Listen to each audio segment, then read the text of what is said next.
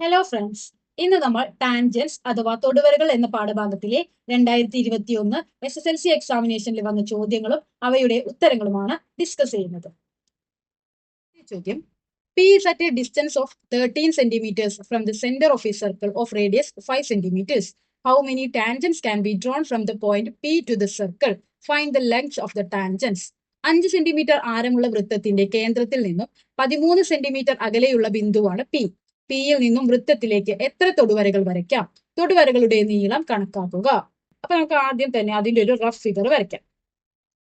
5 centimetre ആരമുള്ള അഥവാ radius ഉള്ള ഒരു വൃത്തം, അതിന്റെ സെന്റർ നമുക്ക് ഒ എന്ന് പേരിടാം. ഈ സെന്ററിൽ നിന്നും 13 സെന്റിമീറ്റർ അകലെ പി എന്നൊരു പോയിന്റ്, ഇത് എത്രയാണ്? 13 സെന്റിമീറ്റർ. ഇതാണ് നമുക്ക് തന്നിട്ടുള്ള ഡീറ്റെയിൽസ്. ഇനി ആദ്യത്തെ ചോദ്യം: how many tangents can be drawn from the point P to the circle? പിയിൽ നിന്നും വൃത്തത്തിലേക്ക് എത്ര തൊടുവരകൾ വരയ്ക്കാം? നമുക്കറിയാം, ഒരു ഔട്ട്സൈഡ് പോയിന്റിൽ നിന്നും സർക്കിളിലേക്ക് രണ്ടേ രണ്ട് ടാൻജൻസ് അഥവാ തൊടുവരകൾ മാത്രമേ വരയ്ക്കാൻ സാധിക്കുകയുള്ളൂ. അതുകൊണ്ട് നമുക്ക് ആൻസർ ആയിട്ട് എന്ത് എഴുതാം? 2 ടാൻജൻസ് അഥവാ 2 തൊടുവരകൾ. ഇനി രണ്ടാമത്തെ ചോദ്യം: find the length of the tangent. ഈ പിയിൽ നിന്നും ഈ സർക്കിളിലേക്ക് നമ്മൾ ടാൻജന്റ് വരയ്ക്കുകയാണ്. അങ്ങനെയാണെങ്കിൽ ആ ടാൻജന്റിന്റെ നീളം എത്രയാണ്?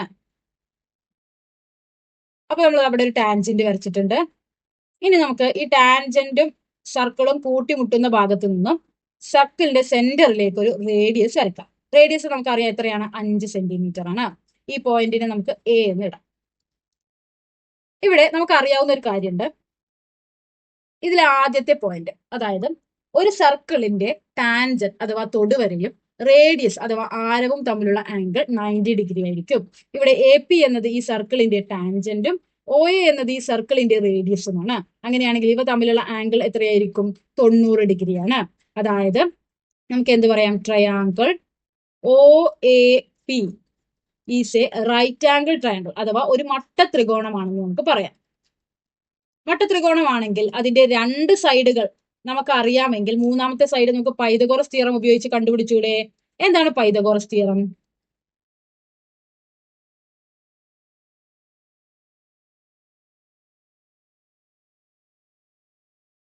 ഒരു റൈറ്റ് ആംഗിൾ ട്രയാങ്കിൾ ഉണ്ട്. അതിന്റെ 3 സൈഡുകൾ എ ബി സി എന്നിവയാണ്. 90 ഡിഗ്രിയുടെ ഓപ്പോസിറ്റ് സൈഡിനെ നമ്മൾ ഹൈപ്പോട്ടന്യൂസ് അഥവാ കർണം എന്നാണ് പറയുക. അങ്ങനെയാണെങ്കിൽ പൈതഗോറസ് തിയറം പറയുന്നത് A square plus B square equal to C square ആണ്. അതുപോലെ നമുക്ക് ഇത് എഴുതിക്കൂടെ? യൂസിങ് പൈതഗോറസ് തിയറം നമുക്ക് എങ്ങനെ എഴുതാം? A O square plus A P square equal to O P square. ഇവിടെ ഒ പി ആണ് 90 ഡിഗ്രിയുടെ ഓപ്പോസിറ്റ് സൈഡ്. അതുകൊണ്ട് ഒ പി ആണ് ഹൈപ്പോട്ടന്യൂസ് അഥവാ കർണം. ഇനി എ ഒ സ്ക്വയർ എന്താണ്? 5 സ്ക്വയർ. എ പി ആണ് നമുക്ക് കണ്ടുപിടിക്കേണ്ടത്. എ പി സ്ക്വയർ അതുപോലെ എഴുതി. ഒ പി എന്താണ്? 13. ഇനി ഇതിൽ നിന്ന് നമുക്ക് എ പി കണ്ടുപിടിച്ചൂടെ? A P square equal to 13 square minus 5 square. 13ന്റെ സ്ക്വയർ എത്രയാണ്? 169. 5ന്റെ സ്ക്വയർ എത്രയാണ്? 25. 169ൽ നിന്നും 25 പോയാൽ എത്രയാണ്? 144. ഇനി എ പി സ്ക്വയർ ആണ് 144. എ പി അപ്പൊ നമുക്ക് എങ്ങനെ കാണാം? A P equal to square ഈ സൈഡിലേക്ക് പോയാൽ റൂട്ട് ഓഫ് 144. 144ന്റെ റൂട്ട് എത്രയാണ്? 12 സെന്റിമീറ്റർ. അതായത് എ പി എന്നത് ഈ സർക്കിളിലേക്ക് പി എന്ന പോയിന്റിൽ നിന്ന് വരുന്ന ടാൻജന്റ് ആണ്. ആ ടാൻജന്റിന്റെ നീളം എത്രയാണ്? 12 സെന്റിമീറ്റർ. അപ്പൊ നമുക്ക് എങ്ങനെ എഴുതാം? ലെങ്ത് ഓഫ് ടാൻജന്റ് അഥവാ ടാൻജന്റിന്റെ നീളം എത്രയാണ്? 12 സെന്റിമീറ്റർ. രണ്ടാമത്തെ ചോദ്യം: in the figure O A is the radius of the circle. P Q is tangent through A. What is the measure of angle O A P? Draw a circle of radius 3 centimeters and mark a point A on it. Draw the tangents through A. ചിത്രത്തിൽ O A വൃത്തത്തിന്റെ ആരവും P Q തൊടുവരയുമാണ്. കോൺ O A പിയുടെ അളവ് എത്രയാണ്?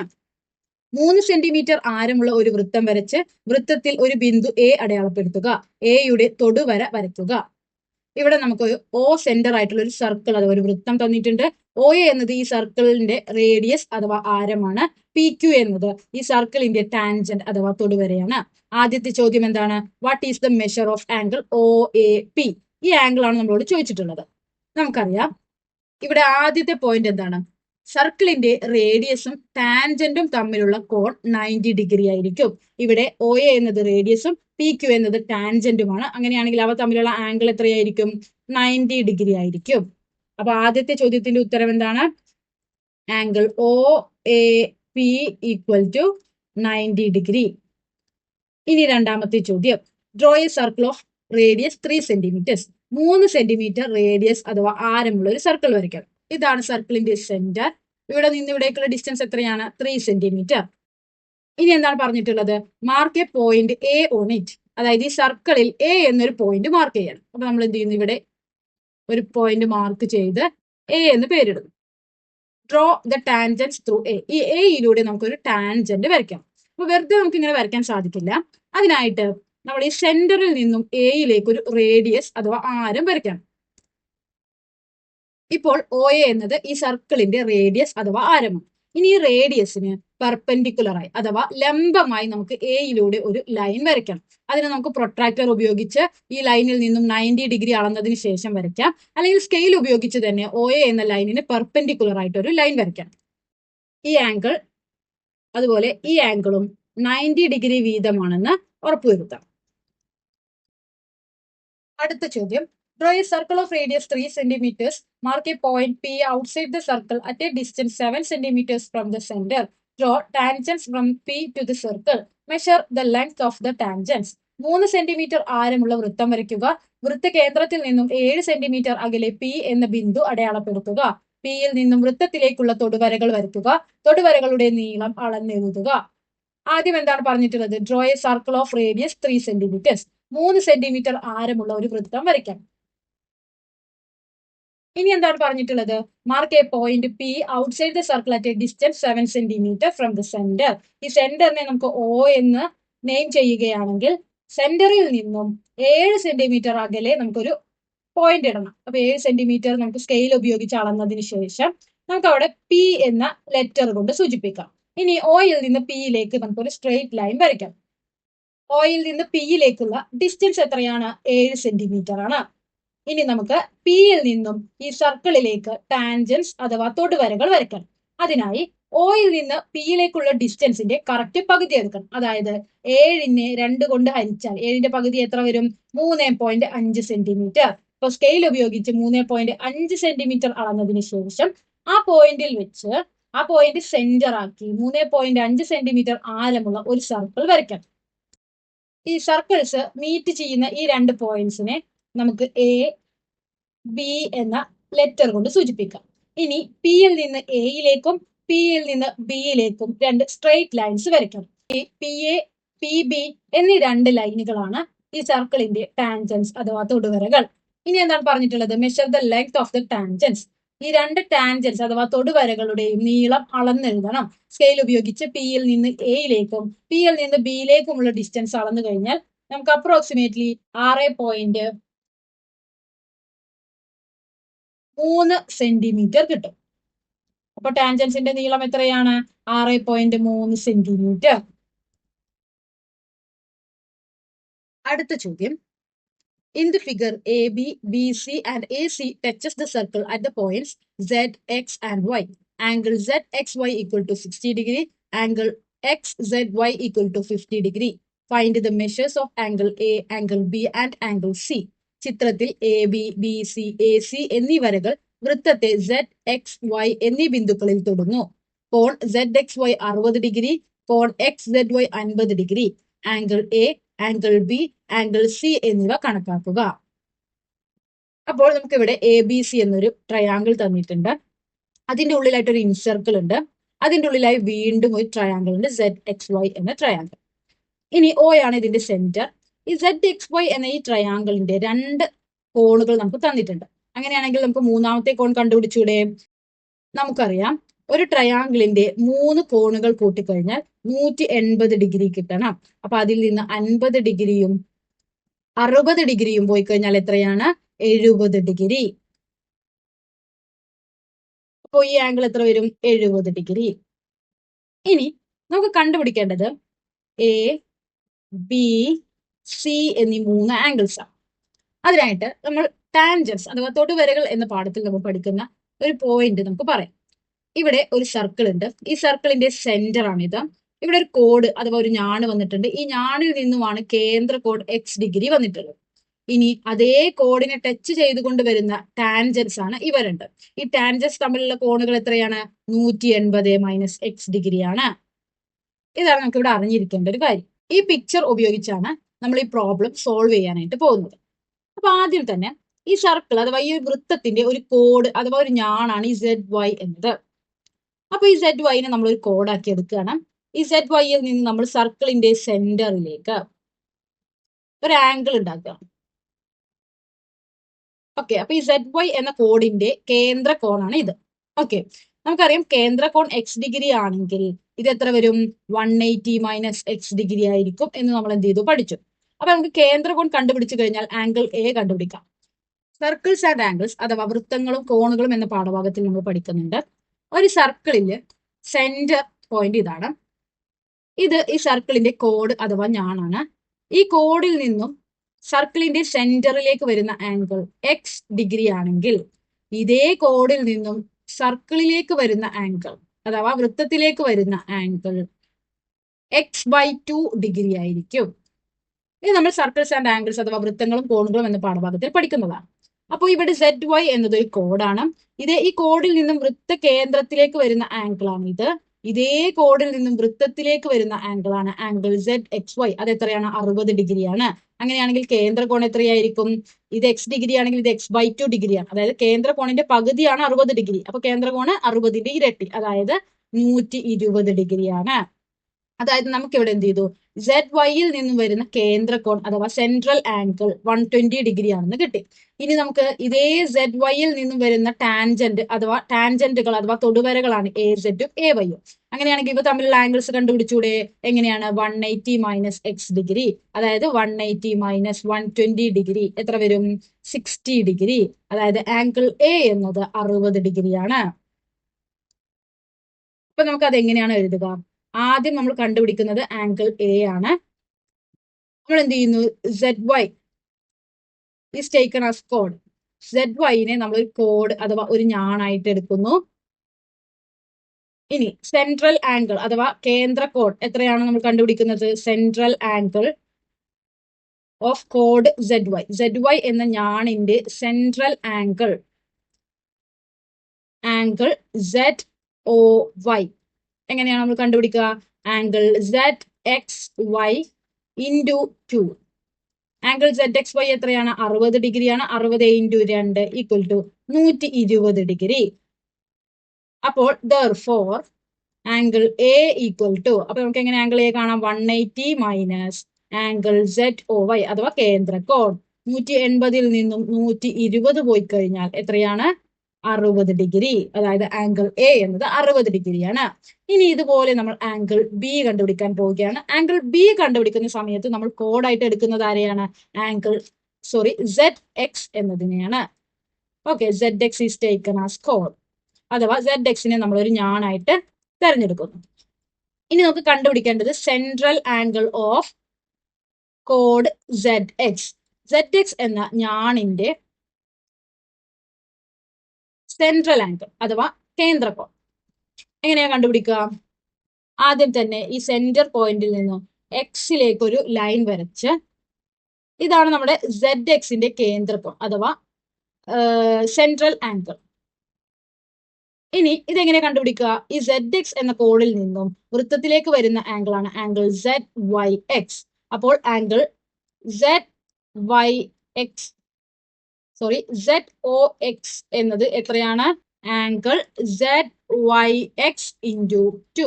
ZYX എന്ന ആംഗിളിന്റെ double ആണ്, അതായത് 70ന്റെ ഇരട്ടി. എത്രയാണ്? 140 ഡിഗ്രി. ഇനി നമുക്ക് ആംഗിൾ B കണ്ടുപിടിച്ചൂടെ? ആംഗിൾ B എന്നത് എത്രയാണ്? 180ൽ നിന്നും കേന്ദ്ര കോൺ, അതായത് ZX എന്ന കോഡിൽ നിന്നും ഉണ്ടാകുന്ന കേന്ദ്ര കോൺ കുറച്ചാൽ മതി. 180ൽ നിന്നും 140 പോയി കഴിഞ്ഞാൽ എത്രയാണ്? 40 ഡിഗ്രി. അതായത് കോൺ B എത്രയാണ്? 40 ഡിഗ്രിയാണ്. ഇനി നമുക്ക് മൂന്നാമതായിട്ട് ആംഗിൾ C ആണ് കണ്ടുപിടിക്കേണ്ടത്. ആംഗിൾ C കണ്ടുപിടിക്കാനായിട്ട് നമ്മൾ ഏതാണ് കോഡായിട്ട് സ്വീകരിക്കുന്നത്? സിന്റെ തൊട്ടടുത്തുള്ള കോഡ്, അതായത് XY. അപ്പൊ XY is taken as code. XY നെ നമ്മൾ ഒരു കോഡായിട്ട് സെലക്ട് ചെയ്യുന്നു. ഇനി central angle of code XY. XY എന്ന ഞാണിന്റെ സെൻട്രൽ ആംഗിൾ അഥവാ കേന്ദ്രകോൺ ഏതാണ്? Angle XOY. ഈ ആംഗിൾ ആണ്. ഇതെങ്ങനെ കണ്ടുപിടിക്കാം? ഈ XY എന്ന കോഡിൽ നിന്നും വൃത്തത്തിലേക്ക് വരുന്ന ആംഗിൾ ആണ് ആംഗിൾ XZY. അപ്പോൾ ആംഗിൾ XZY ഡബിൾ ആയിരിക്കും.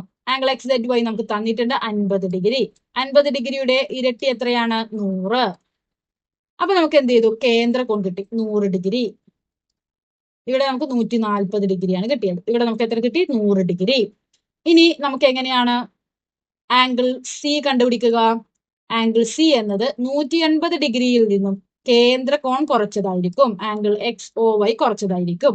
അതായത് 180 മൈനസ് 100 ഈക്വൽ ടു എത്രയാണ്? 80 ഡിഗ്രി. അതായത് ആംഗിൾ സി എന്നത് എത്രയാണ്? 80 ഡിഗ്രിയാണ്.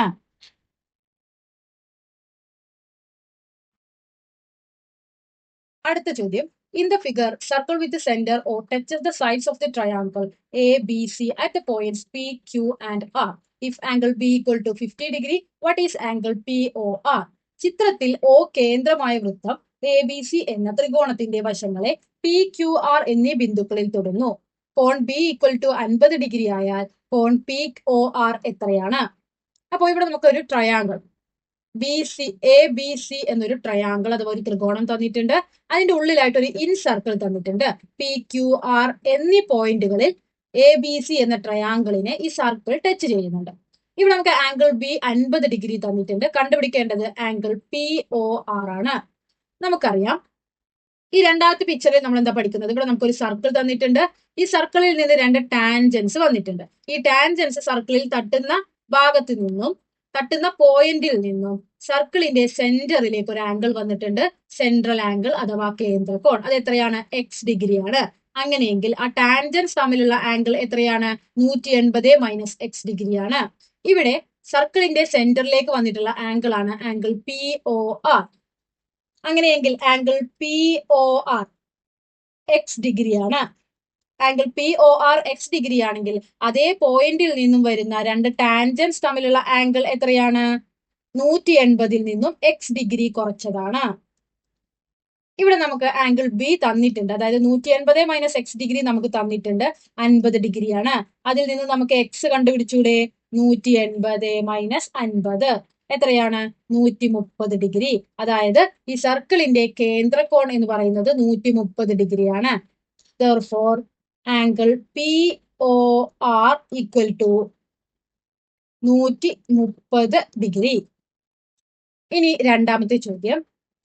Draw a circle of radius 2.5 centimeters. Draw a triangle of angles 50 degree, 60 degree, 70 degree with all its sides touching the circle.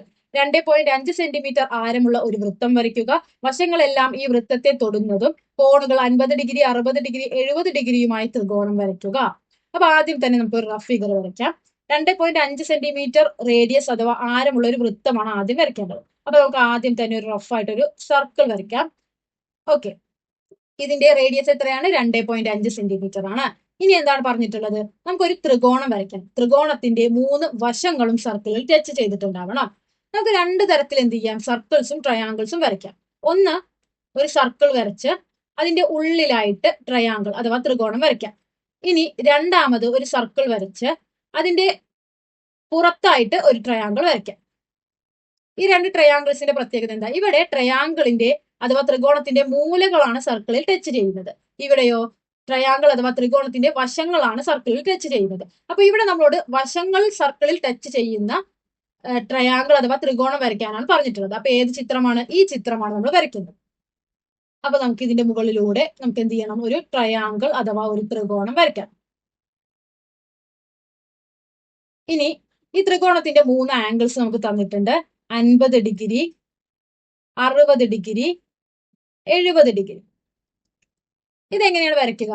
ആദ്യം തന്നെ ഈ സർക്കിൾ ട്രയാങ്കിൾ അഥവാ ത്രികോണത്തിൽ ടച്ച് ചെയ്യുന്ന ഭാഗത്ത് നിന്നും വൃത്തത്തിന്റെ കേന്ദ്രത്തിലേക്ക് ഓരോ ലൈൻസ് വരയ്ക്കാം.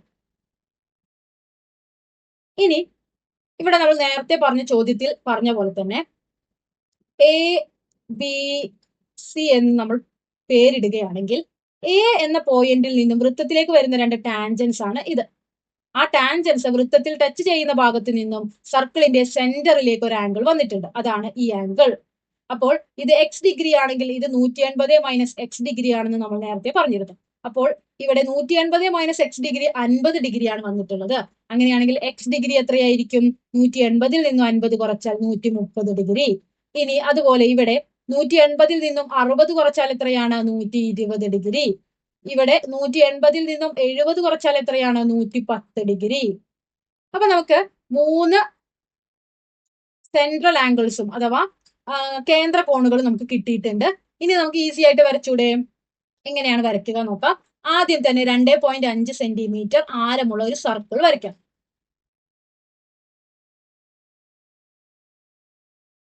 ഇനി ഈ സർക്കിളിന്റെ സെന്ററിൽ നിന്നും പെർപെൻഡിക്കുലർ ആയിട്ട് ഒരു ലൈൻ, അതായത് ഈ ലൈനാണ് നമ്മൾ വരയ്ക്കുന്നത്. ഇവിടെ നമ്മൾ ആർ എന്ന് പി എന്ന് നമ്മൾ പേരിടുകയാണെങ്കിൽ ഈ സെന്ററിൽ നിന്നും പിയിലേക്ക് നമുക്കൊരു സ്ട്രെയിറ്റ് ലൈൻ വരയ്ക്കാം.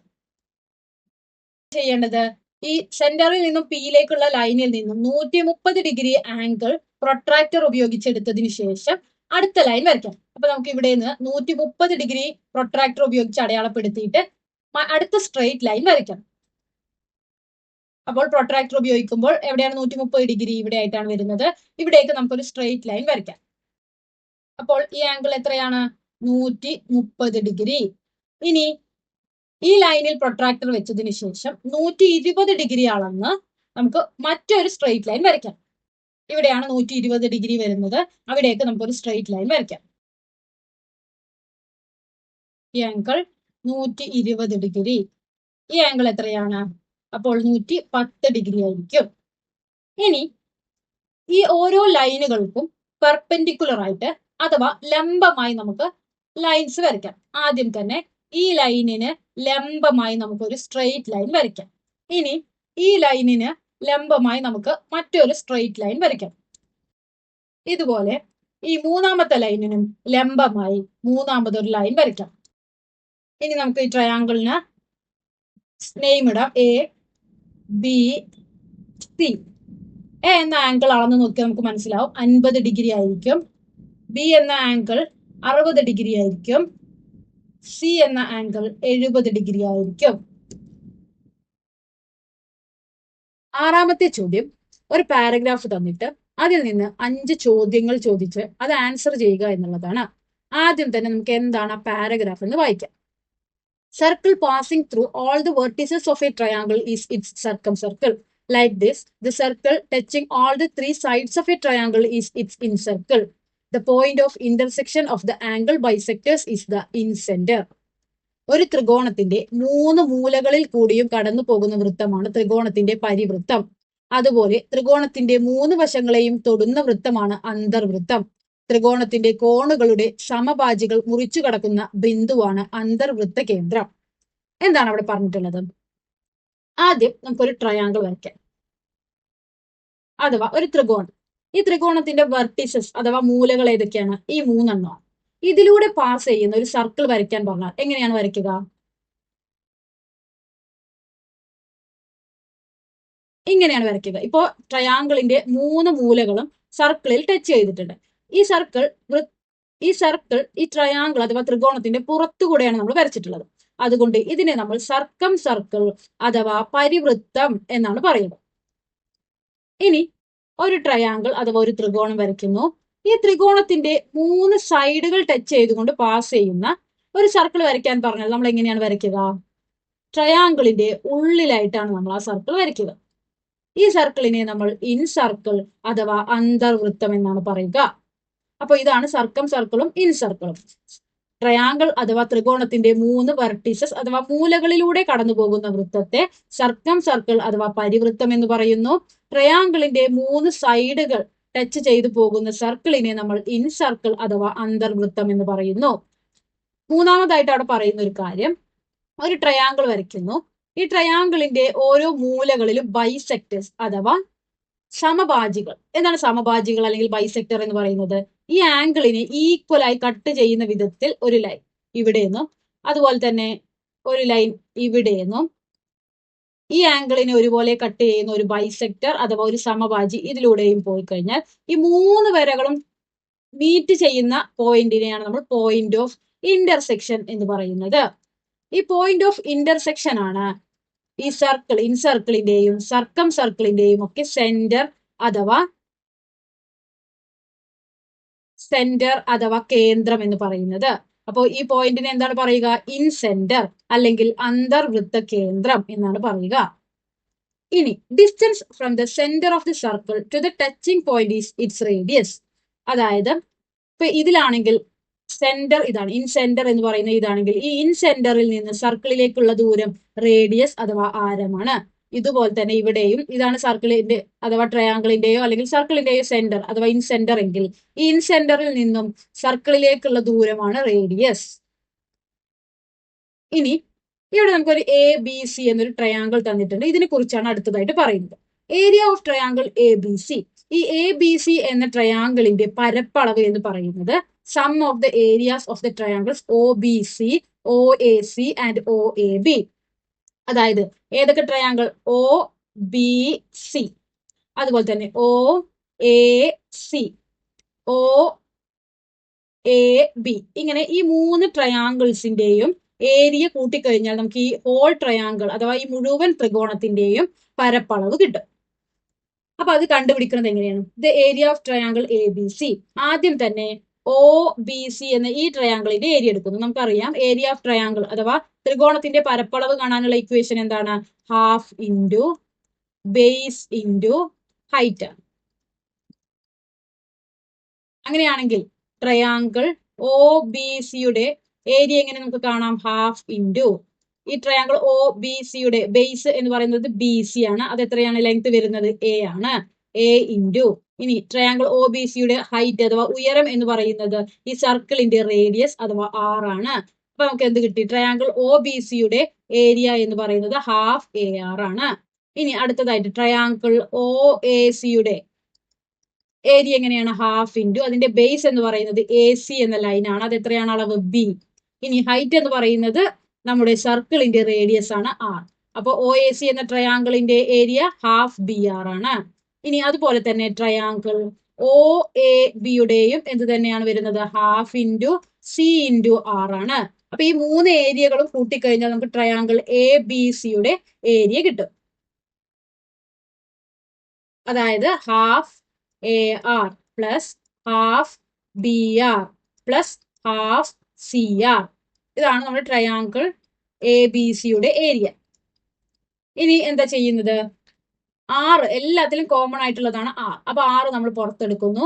ബാക്കി എന്തൊക്കെയാണുള്ളത്? A plus B plus C/2. ആറിനെ അതേപോലെ തന്നെ എഴുതുന്നു. A പ്ലസ് B പ്ലസ് C/2നെ നമ്മൾ S എന്ന ലെറ്റർ കൊണ്ട് സൂചിപ്പിക്കുന്നു. ഈ A plus B plus C എന്ന് പറയുന്നത് എന്താണ്? ഈ ട്രയാങ്കിൾ അഥവാ ത്രികോണത്തിന്റെ ചുറ്റളവാണ് അഥവാ പെരിമീറ്റർ. പെരിമീറ്റർ എന്ന് പറയുന്നത് അഥവാ ചുറ്റളവ് എന്ന് പറയുന്നത് എന്താണ്? ഒരു ട്രയാങ്കിളിന്റെ 3 സൈഡുകളും കൂട്ടിക്കഴിഞ്ഞാൽ നമുക്ക് പെരിമീറ്റർ അഥവാ ചുറ്റളവ് കിട്ടും. അപ്പൊ A plus B plus C എന്ന് പറയുന്നത് പെരിമീറ്റർ ആണ്. അപ്പൊ S എന്ന് പറയുന്നത് എന്താണ്? പെരിമീറ്ററിന്റെ പകുതിയാണ്. അപ്പോൾ ഇത്രയും കാര്യങ്ങളാണ് നമ്മുടെ പാരഗ്രാഫിൽ നമുക്ക് പറയുന്നത്. ഇനി ഇത് വെച്ചുള്ള ഒരു 5 ചോദ്യങ്ങളാണ് നമ്മളോട് ചോദിച്ചിട്ടുള്ളത്. അതിനുള്ള ആൻസേഴ്സ് നമുക്ക് എഴുതാം. ആദ്യത്തെ ചോദ്യം എന്താണ്? Circle touching all the 3 sides of A triangle is. ഒരു ത്രികോണത്തിന്റെ 3 വശങ്ങളെയും തൊടുന്ന വൃത്തം ഏതാണ്? നമ്മളിവിടെ പഠിച്ചു 3 സൈഡുകളാണ് തൊടുന്നതെങ്കിൽ അഥവാ ട്രയാങ്കിളിന്റെ 3 വശങ്ങളാണ് തൊടുന്നതെങ്കിൽ ആ സർക്കിളിനെ നമ്മൾ എന്താ പറയുക? ഇൻ സർക്കിൾ അഥവാ അന്തർവൃത്തം എന്നാണ് പറയുക. ഇനി രണ്ടാമത്തെ ചോദ്യം, circle passing through all the vertices of A triangle. ഒരു ട്രയാങ്കിളിന്റെ 3 മൂലകളിൽ കൂടി കടന്നു പോകുന്ന സർക്കിൾ അഥവാ വൃത്തത്തെ നമ്മൾ എന്താണ് പറയുക? സർക്കം സർക്കിൾ അഥവാ പരിവൃത്തം. ഇനി മൂന്നാമത്തെ ചോദ്യം, if the radius of in circle is taken as R and half the perimeter as S, then area of triangle is. ഇവിടെ നമ്മൾ ഏരിയ ഓഫ് ട്രയാങ്കിൾ ABC കണ്ടുപിടിക്കുന്നുണ്ട്. എന്താണ്? R ഇൻറ്റു S ആണ്. അപ്പൊ ഉത്തരം എന്താണ്? R into S. ഇനി നാലാമത്തെ ചോദ്യം, the perimeter of A triangle is 20 centimeters and the radius of in circle is 2 centimeters. What is the area of the triangle? ത്രികോണത്തിന്റെ അന്തർവൃത്ത ആരം R എന്നും ചുറ്റളവിന്റെ പകുതി S എന്നും എടുത്താൽ ത്രികോണത്തിന്റെ പരപ്പളം ഒരു ത്രികോണത്തിന്റെ അന്തർവൃത്ത ആരം 2 സെന്റിമീറ്ററും ത്രികോണത്തിന്റെ ചുറ്റളവ് 20 സെന്റിമീറ്ററുമായാൽ പരപ്പളവ് എത്രയാണെന്നാണ് കണ്ടുപിടിക്കേണ്ടത്. അപ്പൊ നമ്മൾ പരപ്പളവ് കാണാനുള്ള ഇക്വേഷൻ നമുക്ക് ഇവിടെ തന്നിട്ടുണ്ട്. Area equal to R into S.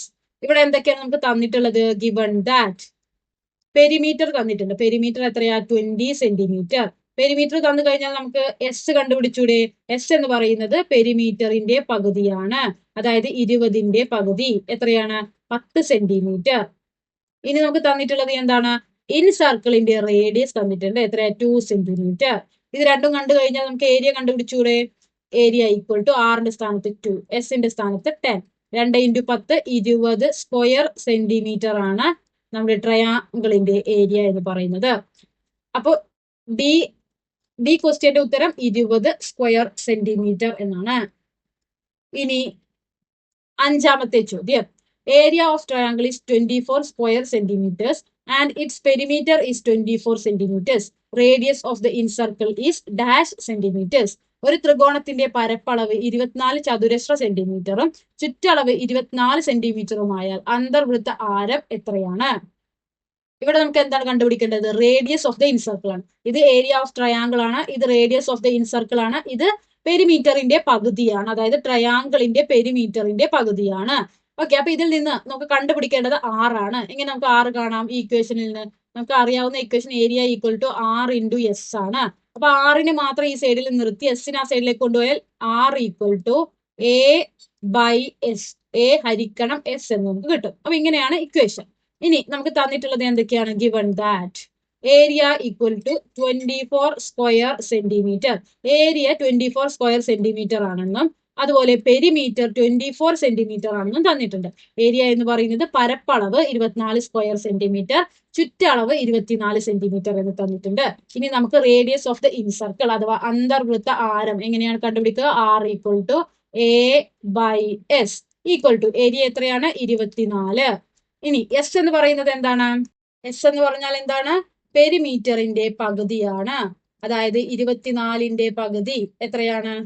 12 centimetre. അപ്പോൾ എസ് എന്നുള്ളിടത്ത് 12. 24/12 എത്രയാണ്? 24 ഹരിക്കണം 12 എത്രയാണ്? 2 സെന്റിമീറ്റർ. അപ്പോൾ റേഡിയസ് ഓഫ് ഇൻസർക്കിൾ അഥവാ അന്തർവൃത്ത ആരം എത്രയാണ്? 2 സെന്റിമീറ്റർ. ഈ വീഡിയോ നിങ്ങൾക്ക് ഉപകാരപ്രദമായെന്ന് പ്രതീക്ഷിക്കുന്നു. അടുത്ത വീഡിയോയിൽ 2022 SSLC എക്സാമിനേഷനിൽ ചോദിച്ച ചോദ്യങ്ങളും അവയുടെ ഉത്തരങ്ങളും ചർച്ച ചെയ്യുന്നതാണ്. താങ്ക്